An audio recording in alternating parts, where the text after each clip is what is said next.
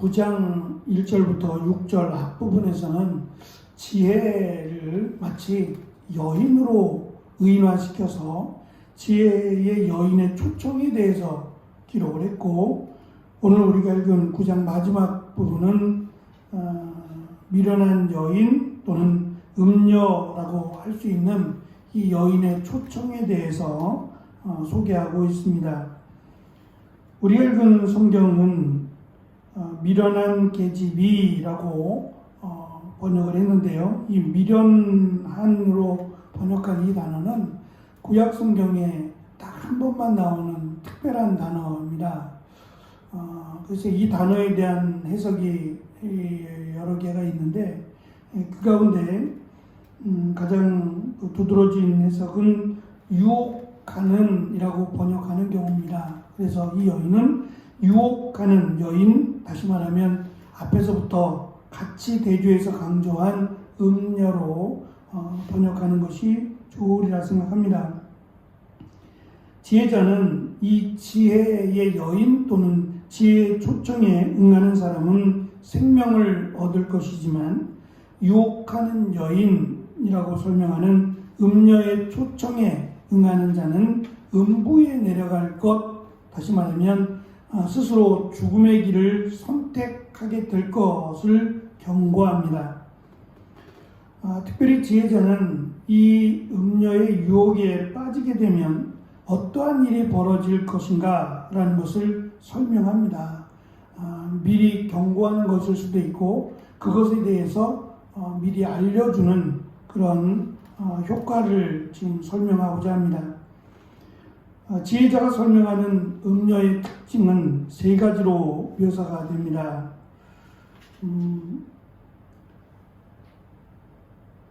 13절에 있는 것처럼 떠들며 어리석어서 아무것도 알지 못하고 라고 설명하는데요. 이 떠든다 라고 하는 것은 혼란스럽고 자극적인 말을 사용한다는 겁니다.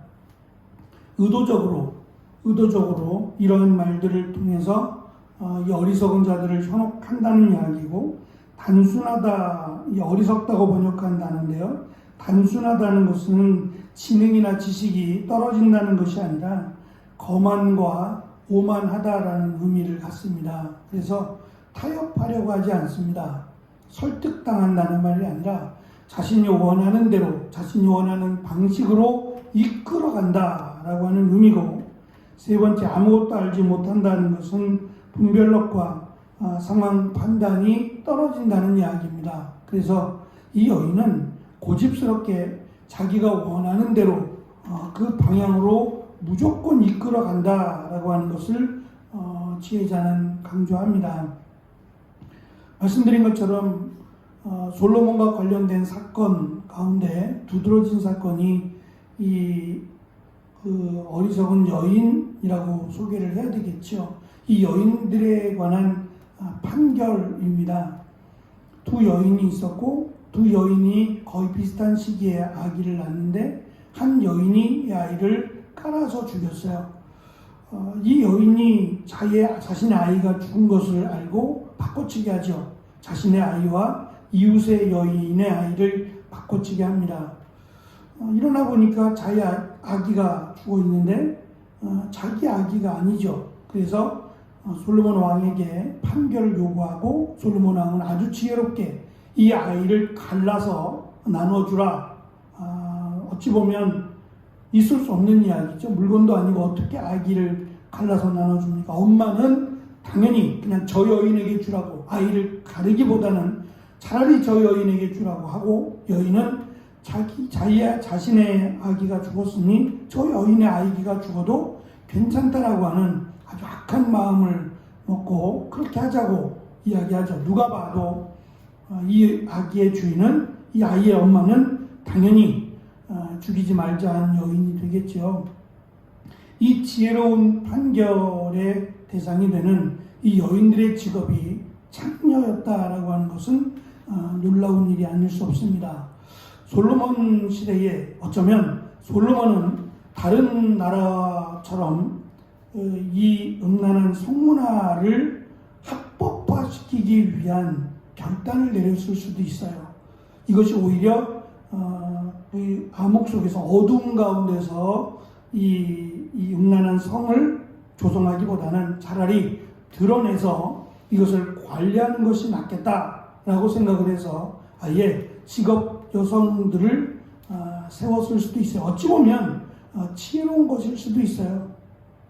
음지에서 이렇게 자꾸 발전하는 이러한 그 성문화를 양지로 끌어내서 관리하겠다라고 하는 것이 지혜로울지는 모르지만 정말 지혜로웠다면 아예 이 뿌리를 뽑아버리는 것이 하나님께서 원하시는 지혜였다라는 말씀도 드렸어요. 그러니까 그만큼 솔로몬은 이런 부분에 있어서도 굉장히 대범했고 단호한 모습을 보여왔습니다. 그래서 이 부분에서는 다른 역대 왕들에 비해서 더 분별력이 있었고 더 관심이 많았었다라는 것도 우리가 이해할 수 있습니다. 음녀는 의도적으로 지혜의 여인처럼 자기 집 문에서 또한 성읍 높은 곳에서 길 가는 사람들을 부릅니다. 아주 비슷한 모습을 보이고 있고요. 그녀도 지혜처럼 어리석은 자와 지혜 없는 자들을 주 대상으로 삼습니다. 그러나 이 두 여인 음녀와 지혜의 여인에는 큰 차이가 있습니다. 먼저는 지혜의 여인은 자신이 초청한 사람들, 우둔함과 어리석은 사람들에게 자신들의 처지나 자신들의 모습을 돌아보고 생명을 얻을 것, 지혜를 통해서 생명을 얻을 것을 강조한 반면에 유혹하는 여인은 초청한 사람들의 우둔함과 어리석음을 제물로 삼아서 죽음으로 인도한다는 겁니다. 두 번째는 지혜는 사람들에게 자신이 정성껏 준비한 잔치 음식을 먹으라고 권면을 했는데 음녀는 이렇게 말합니다. 17절에 보면 도둑질한 물이 달고 몰래 먹는 떡이 맛있다고 어리석은 자들을 유혹합니다. 5장에서 이 물이라고 하는 것은 부부 사이의 성적인 관계를 의미하는 관용적인 용어였습니다. 5장 15절에 보면 너는 내 우물에서 물을 마시며 내 샘에서 흐르는 물을 마시라고 이 물로 설명을 했는데요. 도둑질한 물이라고 하는 것은 불륜을 말하고 또 몰래 먹는 떡도 불륜에 대한 비유적인 표현입니다. 지혜자는 음녀는 언제나 부적절한 성관계로 쾌락을 삼고 미련한 자들을 유혹한다라는 것을 강조합니다. 문제는 어리석은 자입니다. 그녀도 문제지만 음녀도 문제지만 이 어리석은 자가 이 음녀의 유혹 또는 음녀의 계략에 넘어간다는 데 문제가 있어요. 그래서 지혜자는 이 음녀를 향한 경고보다는 이 어리석고 미련한 자, 그래서 음녀의 유혹에 넘어가는 자들에게 이 포커스를 두고 지금 설명을 합니다.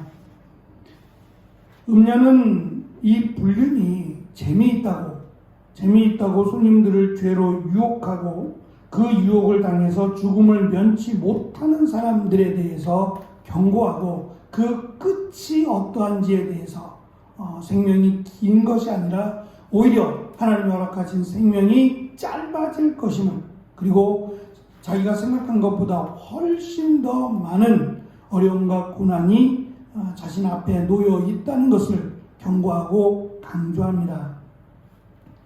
이 짐승 가운데 이 늑대나 여우는 상당히 우리가 여러 가지 우화나 이런 책을 통해서 알듯이 꾀가 많습니다. 그래서 여우나 늑대를 잡기는 쉽지 않다고 합니다. 그런데 어느 사냥꾼이 이 늘 골칫거리였던 늑대나 여우를 잘 잡는다라고 하는 소문이 났어요. 그래서 그 사냥꾼을 찾아갑니다. 찾아가서 어떻게 이렇게 늑대나 여우를 잘 잡습니까? 어떻게 늑대나 여우를 잘 사라지게 만듭니까? 라고 질문을 했어요. 그랬더니 이 사냥꾼이 자신의 비법을 가르쳐 줍니다. 그것은 사냥꾼이나 늑대가 좋아하는 이 짐승의 먹이요. 이 먹이에 특별히 이제 피가 가득한 부분을 이 날카로운 칼에다가 꽂아 놓는답니다. 날카로운 칼에다가 그러니까 피가 철철 흐르는 이 짐승의 이 먹이를 이 날카로운 칼에다 꽂아 놓으면 이 늑대나 여우는 그 자기가 좋아하는 이 짐승을 야금야금 먹어간대요. 야금야금 음미하듯이 야금야금 먹어간답니다. 이것이 이제 여우나 늑대의 특징이래요. 그러니까 막 핥아가면서 아주 맛있게 먹어가는데 그 살덩어리를 피가 흐르는 그 살덩어리를 야금야금 먹어가면서 혀로 핥아가면서 먹으면서 그 날카로운 칼이 자신의 그 혀를 베는 걸 잘 모른대요. 워낙 맛있게 먹다 보니까 그 날카로운 그 칼에 자신의 혀가 베이는 것을 모르고 먹어간대요. 그래서 다 먹을 때쯤 되면 그 혀가 자기의 핀 줄도 모르고 먹는다는 거죠. 그 혀가 다 갈라져서 망가진답니다. 근데 그렇게 해서 죽는데요. 특별히 뭐 덫을 놓는 게 아니라 이렇게 그들이 좋아하는 것이 무엇인지를 알아서 그것을 먹으면서 자신도 죽어가게끔 만드는 것이 이 사냥꾼의 비결이라고 합니다. 마찬가지죠. 우리에게 달콤하게 유혹하는 것들, 너무도 우리가 좋아하는 것들, 그것에 마치 독이 발라져 있는 것처럼 이 어인은 그렇게 미련하고 어리석은 자들을 유혹한다는 거죠. 그러니까 결국은 뭐 특별한 것이라기보다는 일상 속에서 우리가 넘어질 수 있는 확률이 많다라는 것을 지금 지혜자는 설명합니다. 다윗이 무너졌던 것도 특별한 날이라기보다는 지극히 평범한 날이에요. 그러나 그가 왕으로서 전쟁에 참석해야 됨에도 불구하고 이 전쟁은 그냥 별것도 아닌 특별히 왕이 나서지 않아도 되는 이러한 전쟁이라고 하면서 왕을 왕궁에 두었어요. 그리고 왕은 그 시간에 왕궁에 남아서 자신의 직무를 해야 돼요. 자신이 해야 될 일을 봐야 되는데 한가로이 이 왕궁을 돌아다녔어요.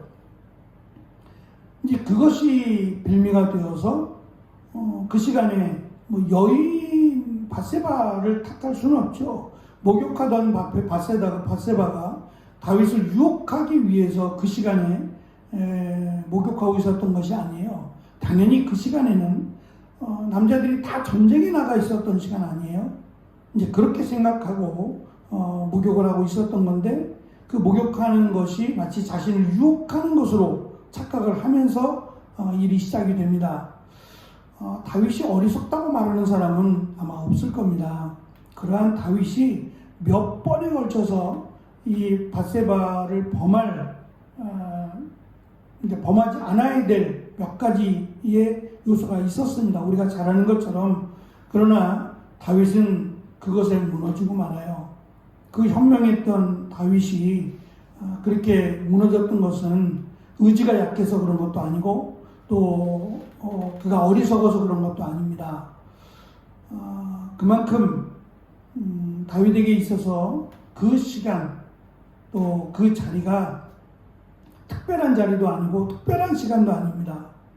그럼에도 불구하고 그가 마땅히 있어야 될 자리를 벗어났을 때 넘어갈 수 있었던 것처럼 우리가 늘 동일한 시간, 동일한 장소라고 할지라도 우리 하나님의 말씀을 벗어나는 순간 얼마든지 넘어질 수 있다라는 것을 기억하고 내가 부족하다, 내가 연약하다라는 생각을 놓지 말고 하나님의 말씀 앞에 또 오늘도 늘 그 자리에서 하나님을 찾는 귀한 은혜가 있어지기를 간절히 축원합니다. 기도하겠습니다.